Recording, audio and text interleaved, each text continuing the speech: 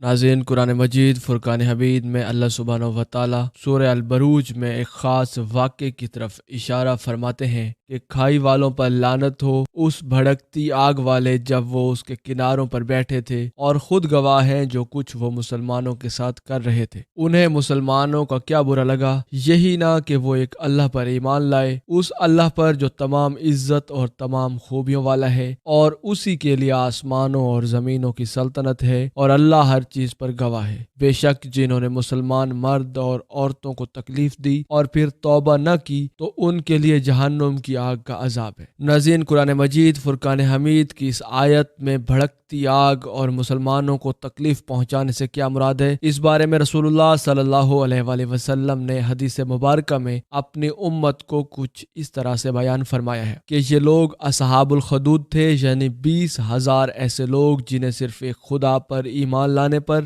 یا مسلمان ہونے پر زمین میں بڑی بڑی خندقیں کھود کر آگ کے شعلوں میں پھینک دیا گیا۔ یہ واقعہ نبی پاک صلی اللہ علیہ وآلہ وسلم کی پیدائش سے تقریباً 70 سال پہلے کا ہے، جب یمن کے شہر بحران پر ایک ظالم یہودی بادشاہ کی حکومت تھی۔ حضرت عیسیٰ علیہ السلام کو زندہ آسمان پر اٹھائے جانے کے بعد جب ان کے خدا کا دین بہت تیزی سے پھیل رہا تھا تو تمام مسلمانوں کو، یعنی اس وقت کے کرسچنز کو، عبرت کے لیے کہہ دیا گیا کہ یا تو تم لوگ یہودیت اختیار کر لو یا پھر قتل ہونے کے لیے تیار ہو جاؤ، کیونکہ یہودی حضرت عیسیٰ علیہ السلام کو نعوذ باللہ دجال مانتے ہیں اور اصل دجال کو مسیح مان کر اس کے منتظر ہیں۔ اسی لیے عیسائیوں سے اور ان کے پھیلتے ہوئے پیغام سے اس بادشاہ کو سخت نفرت تھی، جس کا نام یوسف بن نواز بن شرجیل بتایا جاتا ہے۔ لہٰذا اس دور کے اہل ایمان لوگ اپنا ایمان بچانے کے لیے اور زندہ رہنے کے لیے آبادی سے دور جنگلوں میں جا کر رہنے لگے۔ ناظرین، صحیح مسلم، جامع ترمذی اور مسند احمد کے اندر یہ قصہ کچھ اس طرح سے بیان ہے، اور اس کا خلاصہ یہ ہے کہ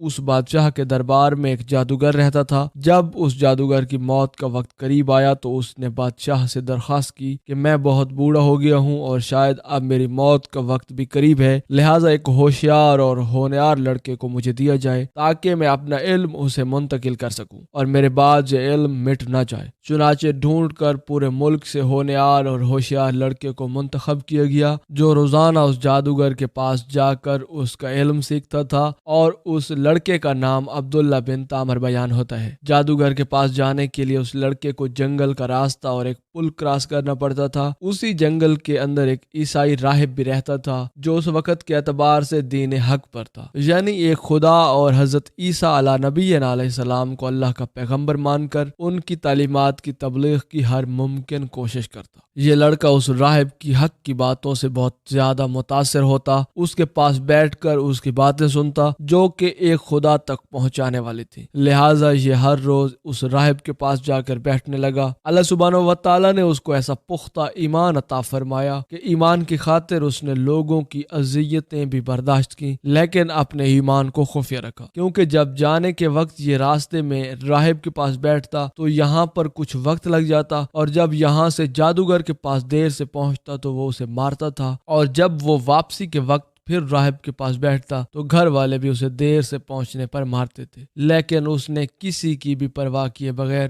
راہب کی صحبت اور مجلس نہ چھوڑی۔ اس راہب کے فیض اور محبت سے یہ لڑکا آخرکار ولایت و کرامت کے درجے پر پہنچ گیا اور اللہ سبحانہ و تعالیٰ کے نیک بندوں میں شامل ہو گیا۔ ایک روز جاتے ہوئے اس نے راستے میں دیکھا کہ اس پل پر ایک بہت بڑے جانور نے لوگوں کا راستہ روک رکھا ہے، اور لوگ اس پل کے دونوں طرف جمع ہیں، یعنی اپنے اپنے راستے پر نہیں جا پا رہے۔ اس نے ایک بڑا پتھر ہاتھ میں لے کر دعا کی کہ اے پروردگار، اگر اس راہب کا دین سچا ہے تو یہ جانور اس پتھر سے مر جائے۔ یہ کہہ کر اس نے پتھر اس جانور کو دے مارا، جس سے یہ جانور اس چھوٹے سے پتھر سے فوراً ہلاک ہو گیا، جو کہ ناممکن سی بات تھی اور کرامت تھی۔ لہٰذا لوگوں میں یہ شور مچ گیا کہ اس لڑکے کے پاس کوئی بہت بڑا علم ہے جس سے یہ کچھ بھی کر سکتا ہے۔ جب اس راہب کو اس واقعے کا علم ہوا تو اس نے لڑکے سے کہا کہ اللہ سبحانہ و تعالیٰ نے تمہیں توحید اور ولایت کے درجے پر فائز کیا ہے، تم کامل ایمان والے ہو چکے ہو، اس لیے تم جو بھی دعا کرو گے اللہ سبحانہ و تعالیٰ سب قبول فرمائیں گے۔ لیکن یاد رکھنا کہ اب تم پر مصیبتوں اور آزمائشوں کا آغاز بھی ہوگا، کیونکہ اللہ سبحانہ و تعالیٰ اپنے نیک بندوں کو آزمائشوں میں ضرور ڈالتا ہے۔ اب پریشان حال اور مشکلوں میں گھرے لوگ اس کے گرد جوق در جوق جمع ہو کر آنے لگے اور اس کی دعا سے ان سب کی مشکلیں حل ہونے لگی۔ ایک روز اس بادشاہ کا ایک وزیر اندھا ہو گیا۔ اس نے جب اس لڑکے کے بارے میں سنا تو وہ بہت سے تحفے لے کر اس کے پاس آیا اور اسے کہنے لگا کہ اگر تم مجھے شفا دے دو تو یہ سارے کے سارے تحفے جو میں تمہارے لیے یہاں لے کر آیا ہوں وہ یہ سب کے سب تمہارے ہیں۔ اس لڑکے نے کہا کہ نہ تو میں کسی کو شفا دے سکتا ہوں اور نہ ہی خود سے کچھ کر سکتا ہوں، کیونکہ شفا دینا اللہ سبحانہ و تعالیٰ کا کام ہے۔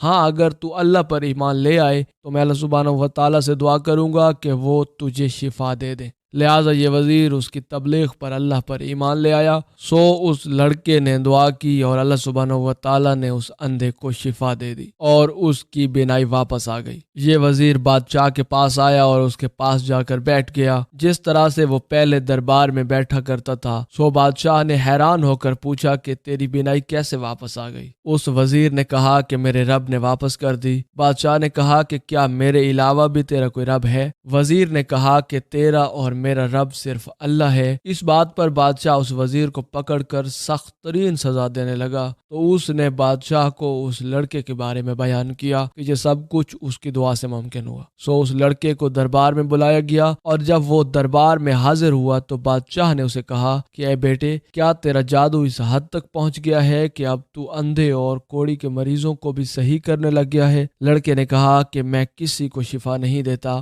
بلکہ شفا دینا تو اللہ سبحانہ و تعالیٰ کا کام ہے جو کہ اس پوری کائنات کا مالک ہے۔ بادشاہ نے اس لڑکے کو پکڑ کر سخت سزا دینا چاہی، یہاں تک کہ اس لڑکے نے بادشاہ کو اس راہب کے بارے میں بتایا۔ لہٰذا اس راہب کو بلا لیا گیا اور بادشاہ نے اسے کہا کہ تو اپنے مذہب سے پھر جا، ورنہ ایسی سخت ترین سزا دوں گا جو آج تک کسی کو نہیں دی گئی ہوگی۔ راہب نے صاف انکار کر دیا کہ تو صرف مجھے دنیا میں جو چاہے اذیت دے سکتا ہے یا موت دے سکتا ہے، جبکہ اصل اور ہمیشہ کی زندگی تو آخرت کی ہے جہاں میں ہمیشہ زندہ رہوں گا۔ لہٰذا پھر بادشاہ نے آرا منگوایا اور اس راہب کے سر پر رکھ کر اس کا سر چیر کر اس کے 2 ٹکڑے کر دیے۔ پھر بادشاہ کے وزیر کو لایا گیا اور اسے بھی کہا گیا کہ اگر تو اپنے مذہب سے پھر جا تو تجھے بھی بخش دوں گا۔ اس وزیر نے بھی صاف انکار کر دیا تو بادشاہ نے اس کے سر پر بھی آرا رکھ کر اس کے سر کو چیر کر اس کے 2 ٹکڑے کروا دیے۔ پھر اس لڑکے کو بلوایا گیا اور جب وہ لڑکا آیا تو اسے بھی یہی کہا گیا کہ اگر تو اپنے مذہب سے پھر جا تو تجھے بھی بخش دوں گا اور انکار پر تجھے سخت ترین سزا دی جائے گی۔ لڑکے نے کہا کہ میرے مذہب سے پھرنے کا سوال ہی پیدا نہیں ہوتا، تمہیں جو کرنا ہے کر لو۔ یہ سن کر بادشاہ غصے میں لال پیلا ہو گیا اور بولا کہ اسے اونچے پہاڑ پر لے جا کر ایک بار پوچھو اور اگر یہ اپنا ایمان چھوڑنے کے لیے تیار ہو جائے تو اسے بخش دینا، ورنہ اسے نیچے گرا دینا۔ لہٰذا اس پہاڑ کی چوٹی پر پہنچ کر اس لڑکے نے اللہ سبحانہ و تعالیٰ سے اپنی حفاظت کی دعا کی۔ پہاڑ پر ایک شدید ترین زلزلہ آیا اور جو سپاہی اسے لے کر گئے تھے سب کے سب پہاڑ سے گر کر ہلاک ہو گئے۔ یہ لڑکا صحیح سالم واپس بادشاہ کے دربار میں چلا آیا۔ بادشاہ یہ دیکھ کر مزید غصہ ہوا اور حکم دیا کہ اس لڑکے کو دریا کے اندر غرق کر دو، یعنی کھلے دریا میں ڈوبنے کے لیے چھوڑ دو۔ وہاں بھی یہی صورتحال پیش آئی اور لڑکے نے اپنی حفاظت کے لیے دعا مانگی اور اچانک سے دریا میں طوفان آیا۔ جس کشتی میں تمام لوگ سکون کی حالت میں بیٹھے ہوئے تھے وہ الٹ کر سب سپاہیوں کو پانی میں ڈبا دیتی ہے سوائے اس لڑکے کے جو کہ بچ کر کنارے پر پہنچ جاتا ہے۔ آخرکار لڑکے نے ایک بار پھر بادشاہ کے دربار میں جا کر خود کہا کہ جب تک میرا خدا میرے ساتھ ہے تم میرا کچھ نہیں بگاڑ سکتے، ہاں لیکن میں خود تمہیں اپنے آپ کو مارنے کا طریقہ بتا سکتا ہوں، کیونکہ یہ لڑکا جانتا تھا کہ میں نے مرنا تو ایک روز ہے، تو کیوں نہ یہ جان اللہ کی راہ میں دی جائے اور جاتے جاتے حق اور دین کا پیغام بھی سب کے سب لوگوں تک پہنچ جائے۔ سو یہ بادشاہ سے کہنے لگا کہ تم شہر کے سب لوگوں کو ایک میدان میں جمع کرو، ان سب کے سامنے میرے ہاتھ پاؤں باندھ کر مجھے سولی پر لٹکاؤ اور یہ لفظ کہہ کر میرے سر پر تیر مارو کہ اس اللہ کے نام پر جو رب ہے اس لڑکے کا۔ چنانچہ بادشاہ نے ایسا ہی کیا اور ہزاروں لوگوں کو ایک مجمع کی صورت میں جمع کیا۔ سو یہی الفاظ پڑھ کر جب اس لڑکے پر تیر چلایا گیا تو یہ لڑکا اپنے رب کے نام پر خود سے قربان ہو گیا۔ یہ عجیب واقعہ دیکھ کر ایک دم سب لوگوں کی زبان سے ایک نعرہ بلند ہوا کہ ہم سب اس لڑکے کے رب پر ایمان لائے، بے شک اس کا خدا سچا ہے، ورنہ وہ لڑکا جو پہلے کئی بار ان لوگوں کے ہاتھوں موت سے بچ گیا، اس بار خود اپنے رب کے نام پر سب کے سامنے قربان ہوا۔ سو یہ کوئی اتفاق نہیں ہو سکتا۔ ان لوگوں نے بادشاہ سے کہا کہ تم جس چیز کی روک تھام کر رہے تھے وہی تمہارے گلے پڑ گئی ہے، کیونکہ پہلے صرف 3 لوگ تھے اور اب ہم ہزاروں لوگ اس خدا پر ایمان لاتے ہیں۔ تمہیں جو کرنا ہے کر لو، ہم کبھی بھی اپنے ایمان سے پھرنے والے نہیں ہیں۔ یعنی کہ آنے والی نسل کو سبق دیا کہ تم تعداد میں تھوڑے ہی کیوں نہ ہو لیکن باطل کے سامنے حق پر ڈٹ جانا۔ سو بادشاہ نے غصے میں آ کر بڑی بڑی خندقیں کھدوائی اور ان کو خوب آگ سے بھرنے کا اعلان کیا اور کہنے لگا کہ جو شخص اسلام سے نہیں پھرے گا اس کو اس خندق میں جھونک دیا جائے گا جہاں وہ تڑپ کر مرے گا، لیکن اپنے سامنے بھڑکتی آگ کے شعلے دیکھ کر ایک بھی شخص اپنے ایمان چھوڑنے کے لیے تیار نہ ہوا۔ آخر سب لوگ ایک ایک کر کے آگ میں ڈالے جاتے رہے اور اپنے سامنے والے کو آگ میں تڑپتا اور مرتا دیکھ رہے تھے لیکن ایمان سے نہیں ہٹتے تھے۔ آخر کار ایک مسلمان عورت لائی گئی جس کے ہاتھوں میں ایک دودھ پیتا بچہ تھا۔ شاید اپنے بچے کو دیکھ کر وہ آگ میں گرنے سے گھبرانے لگی اور سوچنے لگی کہ کیوں نہ میں وقتی طور پر جھوٹ بول کر اس بچے کی جان بچا لوں، لیکن اس بچے نے خدا کے حکم سے ماں سے بات کی اور کہنے لگا کہ اماں جان صبر کرو کیونکہ تم حق پر ہو۔ یہ سن کر وہ عورت بچے سمیت آگ میں کود گئی اور دنیا کی عارضی زندگی کے بدلے ہمیشہ کی جنت کی زندگی حاصل کر لی۔ بادشاہ اور اس کے وزیر مشیر ان آگ کی خندقوں کے آس پاس بیٹھے ہوئے تھے اور نہایت سنگ دلی سے مسلمانوں کے جلنے کا تماشا دیکھ رہے تھے، لیکن ان بدبختوں کو ذرا بھی رحم نہ آیا۔ ان مومنوں کا قصور صرف اتنا تھا کہ وہ ایمان لائے تھے، جیسا کہ قرآن مجید فرقان حمید میں اللہ سبحانہ و تعالی نے فرمایا کہ مسلمانوں کا قصور اس کے سوا کچھ نہ تھا کہ وہ کفر کی ظلمت سے نکل کر ایک زبردست اور ہر طرح کی تعریف کے لائق خدا پر ایمان لائے تھے، جس کی بادشاہت سے زمین اور آسمان کا کوئی بھی گوشہ باہر نہیں اور جو ہر چیز کے ذرے ذرے سے باخبر ہے۔ جب ایسے خدا کے پرستاروں کو محض اس جرم میں کہ وہ کیوں اس ذات کو پوجتے ہیں آگ میں جلایا جائے گا تو کیا یہ گمان ہو سکتا ہے کہ ایسا ظلم و ستم بس یہی خالی چلا جائے اور اللہ تعالیٰ اپنے انصاف سے ان ظالموں کو سخت سزا نہیں دے گا؟ ایسا بھلا کیسے ہو سکتا ہے؟ اسی لیے انہیں آخرت کے دردناک عذاب کی وعید سنائی گئی، لعنت کا مستحق ٹھہرا کر ان کا ذکر قرآن پاک میں کیا گیا تاکہ قیامت تک ان کا ذکر یوں ہی چلتا رہے۔ اس دنیا کی عارضی تکلیف اور خدا کے راستے پر آنے والی مشکلوں سے جو لوگ گھبرا جاتے ہیں انہیں یاد رکھنا چاہیے کہ کتنی قربانی اور مشکلات سے یہ دین ہم تک ایک گلدستے کی صورت میں سجایا پہنچا ہے۔ ناظرین، حضرت شاہ صاحب اس واقعے کے بارے میں لکھتے ہیں کہ جب اللہ تعالیٰ کا غضب آیا تو یہی آگ پھر سے بھڑکائی گئی اور بادشاہ اور امیروں کے سارے گھر جل کر راکھ ہو گئے۔ ناظرین، یہ اس دور کی بات ہے جب یمن پر مشرک قوم ہمبے کا قبضہ تھا۔ ان کا آخری بادشاہ ذی نواز جس نے اس زمانے کی عیسائیت پر بہت زیادہ ظلم کیا تھا، لیکن جب یہ علاقہ آزاد ہو گیا تو اس کی حکمرانی کس کے پاس ہوگی یہ طے کرنے کے لیے ابراہہ اور ارباب یعنی کہ یہ دونوں کمانڈرز جنہوں نے اس علاقے کو فتح کیا تھا ان دونوں کے درمیان اقتدار کو حاصل کرنے کے لیے آپس میں جنگ ہو گئی، لیکن ابراہہ تو اس جنگ میں مارا گیا اور اس طرح ابراہہ کو یمن کا گورنر مقرر کر دیا گیا۔ ناظرین، کعبہ کی عظمت اور لوگوں کی اس عقیدت کو دیکھ کر یمن کے گورنر ابراہہ نے ارادہ کیا کہ وہ بھی یمن میں ایک ایسا شاندار کلیسا بنوائے جس کی مثال دنیا میں کہیں اور نہ ملتی ہو، اور اس کے لیے اس کا مقصد یہ بھی تھا کہ یمن کے عرب لوگ جو کہ حج کرنے کے لیے ہر سال مکہ مکرمہ جاتے تھے اور بیت اللہ کا طواف کرتے ہیں، یہ لوگ اس کلیسا کی عظمت اور شوکت سے متاثر ہو کر काबतुल्लाह में जाने की बजाय इस कलीसा में आने लगेंगे। इसी ख्याल पर उसने एक ऐसा बहुत बड़ा आलीशान कलीसा इतना ऊंचा तामीर किया कि उसकी ऊंचाई पर नीचे खड़ा हुआ आदमी नजर नहीं डाल सकता था। इस कलीसा को उसने सोने, चांदी और जवाहरात से सजाया और पूरी मुमलिकत में ऐलान कराया,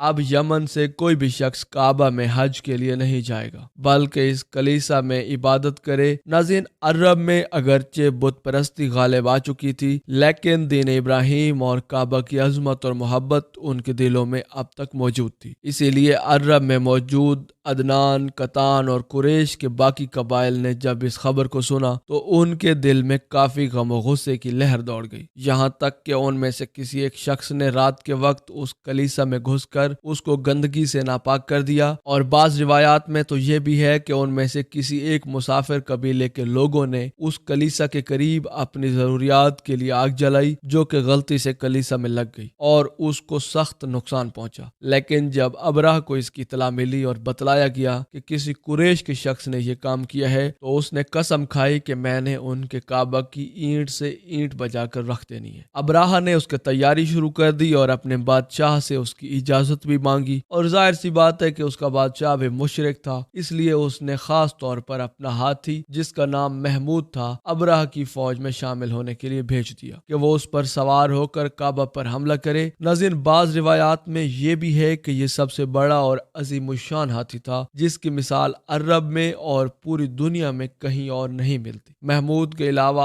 8 और हाथियों को अबराह के लश्कर में शामिल होने के लिए उस बादशाह ने रवाना किया, और हाथियों की इतनी बड़ी तादाद को भेजने का मकसद ये था कि नौज़बिल्ला काबा को गिराकर जमीन बोस करने में लोहे की मजबूत और लंबी जंजीरों को बांधकर उन जंजीरों को हाथियों के गलों में बांधें और उनको आगे चलने के लिए कहें तो नौज़बिल्ला पूरा का पूरा काबा ही जमीन पर आ गिरेगा। लेकिन अरब में जब इस हमले की खबर फैली तो सारा का सारा अरब मुकाबले के लिए तैयार हो गया। यमन में भी अरबों की काफी तादाद मौजूद थी, जिनमें एक जनफर नाम का शख्स भी मौजूद था, जिसने अरबों की क़यादत संभाली, और अरब लोग उसके गिर्द जमा होकर मुकाबले के लिए तैयार हो गए और अबराह के खिलाफ एक फैसला कुन जंग की। लेकिन अल्लाह सुब्हानहू व तआला को यह मंजूर था कि अबराह की शिकस्त और उसकी रुसवाई नुमायां होकर दुनिया के सामने आए, और फिर कयामत तक कोई भी शख्स ऐसा करने की जुर्रत भी ना कर सके। इसलिए ये अरब मुकाबले में कामयाब ना हुए और अबराह ने उनको शिकस्त दे दी और जनफर को कैद करके आगे रवाना हो गया। उसके बाद जब वो कबीले कसम के मकाम पर पहुंचा तो उसने कबीले के सरदार नुफैल बिन हबीब ने पूरे कबीले के साथ अबराह का मुकाबला किया, लेकिन अबराह के लश्कर ने उसको भी शिकस्त दे दी। इस मुकाबले के बाद नुफैल बिन हबीब को भी कैद कर लिया गया और अबराह ने इरादा किया कि उसका कत्ल कर दें, लेकिन कत्ल इसलिए नहीं किया क्योंकि अबराह का लश्कर अरब के रस्तों से सही तरह वाकिफ नहीं था। उन्होंने कहा कि ये उनमें ही हमारी रहनुमाई करेगा। उसके बाद जब अबराह का ये लश्कर ताइफ के करीब पहुंचा तो ताइफ के रहने वाले कबीले सकीफ अरब के पिछले कबाइल की अबराह से जंग और उसकी फतह के वाकयात को सुन चुके थे,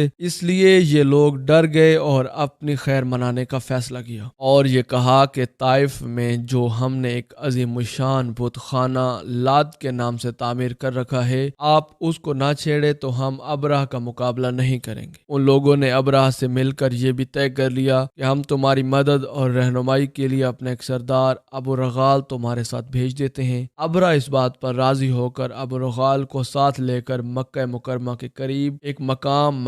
मुखमस पर पहुंच गया, जहां कुरैश मक्का के ऊंट चल रहे थे, जिनमें से 200 ऊंट रसूल खुदा हजरत मोहम्मद मुस्तफ़ा सल्लल्लाहु अलैहि वसल्लम के दादा हजरत जनाब अब्दुल मतलब के थे, जो कि कुरैश के सरदार भी थे। अबराह ने यहाँ पहुंचकर अपने एक सफीर हनाता हुमैरी को शहर मक्का में भेजा कि वो कुरैश के सरदारों के पास जाकर इतला दे कि हम तुमसे जंग करने के लिए नहीं आए, बल्कि हमारा मकसद सिर्फ और सिर्फ काबा को गिराना है, और अगर तुम लोगों ने इस रास्ते में हमें कोई रुकावट डालने की कोशिश न की तो हम तुम्हें कोई नुकसान नहीं पहुंचाएंगे। लिहाजा जब ये सफीर मक्का मुकरमा में दाखिल हुआ तो सब लोगों ने उनको अब्दुल मुतलिब का पता दिया कि वो सबसे बड़े कुरैश के सरदार हैं, उनसे जाकर बात करो। हनाता ने जब जनाब अब्दुल मुत्तलिब से बात की और अब्राह का पैगाम पहुंचाया तो हजरत अब्दुल मुत्तलिब ने जवाब दिया कि हमारा भी अब्राह से जंग का कोई इरादा नहीं, ना ही हमारे पास इतनी ताकत है कि उसकी बड़ी फौज का मुकाबला कर सके। लेकिन ये मैं बताता चलूं कि ये अल्लाह का घर है और ये उसके खलील हजरत इब्राहिम अलैहिस्सलाम का तामीर करदा है और अल्लाह सुब्हानहू व तआला अपने घर की हिफाजत का जिम्मेदार भी खुद है। सो अगर अब्राह का अल्लाह सुब्हानहू व तआला से जंग करने का इरादा है तो वो जो चाहे करे, लेकिन उसका इंजाम देखेगा कि अल्लाह सुब्हानहू व तआला उसके साथ क्या मामला करते हैं। हनाता ने जनाब अब्दुल मुत्तलिब से कहा कि आप भी मेरे साथ चले, मैं आपको अब्राह से मुलाकात करवाता हूँ। अब्राह ने जनाब अब्दुल मुत्तलिब को देखा कि वो इतने खूबसूरत शक्ल के आदमी हैं और शक्ल से ही बारोब और सरदार लगते हैं, तो उन्हें अपने सामने खड़ा देखकर वो अपने तख्त से नीचे उतर कर बैठ गया और जनाब अब्दुल मुत्तलिब को अपने साथ बराबर में बिठा लिया और वह अपने तर्जमान से कहता है कि अब्दुल मुत्तलिब से पूछिए कि वो यहाँ पर मेरे पास किस मकसद के लिए आए हैं। जनाब अब्दुल मुत्तलिब ने कहा कि मेरी जरूरत तो बस इतनी है कि आप इन ऊँटों को छोड़ दें। अब्राह ने अपने तर्जुमान के जरिए अब्दुल मुत्तलिब से कहा कि जब मैंने आपको पहली बार देखा तो पता नहीं क्यों मेरे दिल में आपकी बड़ी इज्जत पैदा हुई, लेकिन आपकी बातों ने उसकी इज्जत को बिल्कुल खत्म कर दिया, क्योंकि आप मुझसे सिर्फ अपने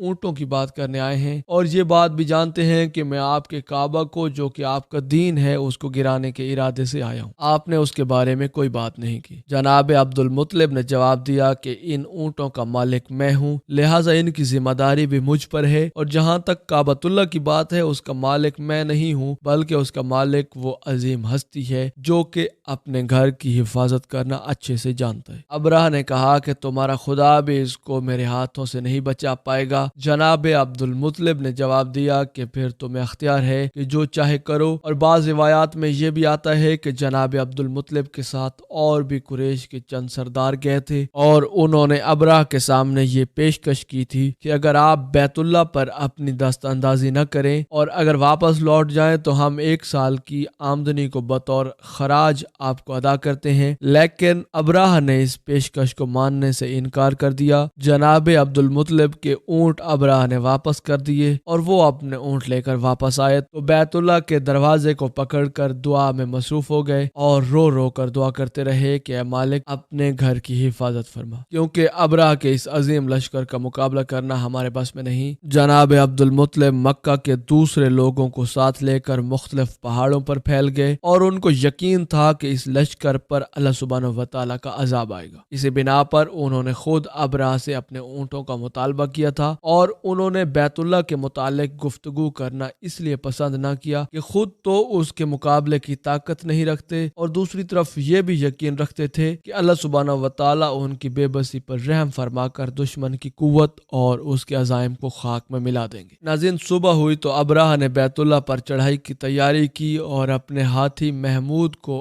आगे चलने के लिए तैयार किया। नुफैल बिन हबीब, जिनको रास्ते से अब्राह ने गिरफ्तार किया था, उस वक्त वो आगे बढ़े और हाथी का कान पकड़ कर कहने लगे कि तू जहाँ से आया है वहीं पर सही सालिम लौट जा, क्योंकि तू अल्लाह के महफूज तरीन शहर में है। ये कहकर उसने हाथी का कान छोड़ दिया और हाथी ये सुनते ही बैठ गया। हाथी वालों ने उसको मुसलसल उठाना चाहा, लेकिन वो अपनी जगह से हिला तक नहीं। उसको बड़े बड़े नेजों से मारा गया, उसके ऊपर तीर बरसाए गए, लेकिन उसने उसकी कोई परवाह नहीं की और उसके नाक में लोहे की रॉड भी डाले गए, लेकिन वो फिर भी न खड़ा हुआ। लेकिन जब लोगों ने उसको यमन के लिए वापस जाने के लिए खड़ा किया तो ये जाने के लिए तैयार होकर खड़ा हो गया। उसके बाद उसका मुंह शाम की तरफ किया तो ये वहां भी चलने के लिए मुश्ताक था। मशरिक की तरफ चलाया तो वहां पर भी चलने लगा, लेकिन जैसे ही उसका मुंह मक्का मुकरमा की तरफ करते तो ये बैठ जाता। अल्लाह सुब्हानहू व तआला की कुदरत का एक मौजज़ा तो यहाँ पर जाहिर हुआ और दूसरा मौजज़ा ये जाहिर हुआ कि दरिया की तरफ से जहाँ पर कुछ परिंदों की कतारें आती हुई दिखाई दी, जिनमें हर एक परिंदे के साथ 3 कंकरियां चने या मसूर के बराबर साइज की थी, एक चूंच में और 2 पंजों में। ये परिंदे बहुत ही अजीब तरह के थे जो कि इससे पहले अरब में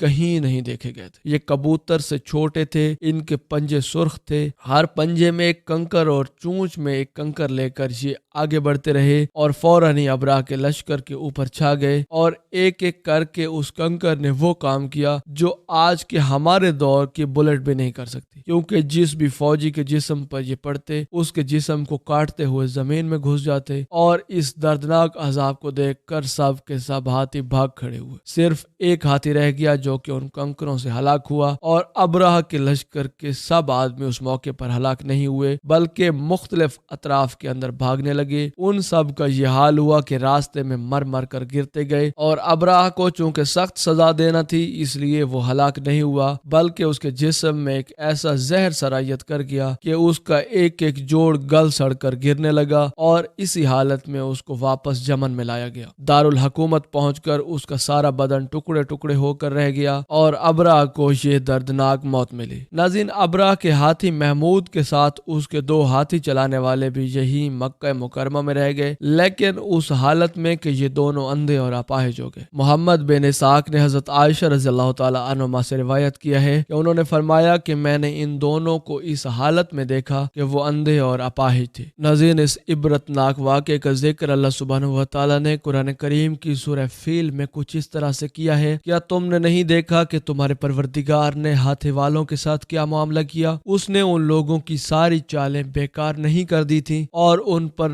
غول کے غول پرندے چھوڑ دیے تھے جو ان پر پکی مٹی کے پتھر پھینک رہے تھے، اور انہیں ایسا کر ڈالا جیسے کھایا ہوا بھوسا۔ اللہ سبحانہ و تعالیٰ اپنے نبی سے فرما رہے ہیں کہ کیا آپ نے نہیں دیکھا، حالانکہ یہ واقعہ حضور نبی رحمت صلی اللہ علیہ وآلہ وسلم کی پیدائش سے کچھ دن پہلے کا ہے۔ اور ابابیل سے مراد کچھ ایسے پرندے ہیں جو کہ عجیب طرح کے تھے، اور وہ عرب کے اندر اس سے پہلے کبھی نہیں دیکھے گئے تھے، جیسا کہ ہمیں حدیث مبارکہ سے پتہ چلتا ہے کہ ایک ایسا چھوٹا سا کالے رنگ کا پرندہ جو کہ اندھیری جگہوں پر رہتا ہے اور جس کو اردو زبان میں ابابیل کہتے ہیں، اور اللہ سبحانہ و تعالیٰ فرماتے ہیں کہ ان کنکریوں کے اندر کوئی طاقت نہیں تھی، یہ تو معمولی آگ اور گارے سے بنی ہوئی تھی، لیکن اللہ سبحانہ و تعالیٰ نے ان سے موجودہ دور کی بندوق کی گولیوں سے بھی زیادہ کام لیا۔ ابرہہ کا لشکر جس پر کنکریوں کی مار پڑی تھی وہ ایسے ہو گئے جیسے جانوروں کو کھایا ہوا بھوسا، جبکہ ایسا بھوسا جو کہ جانوروں نے چبا بھی لیا ہو۔ لہٰذا اللہ سبحانہ و تعالیٰ نے اس عبرتناک واقعے کے ذریعے اپنا اصول اور ضابطہ قیامت تک کے کل انسانوں اور جانوروں کے لیے بیان کر دیا کہ جو بھی ہمارے گھر کے متعلق غلط نیت رکھے گا اس کا حشر وہی ہوگا جو کہ ابرہہ کے لشکر کے ساتھ ہوا، کیونکہ یہ اللہ کا گھر ہے اور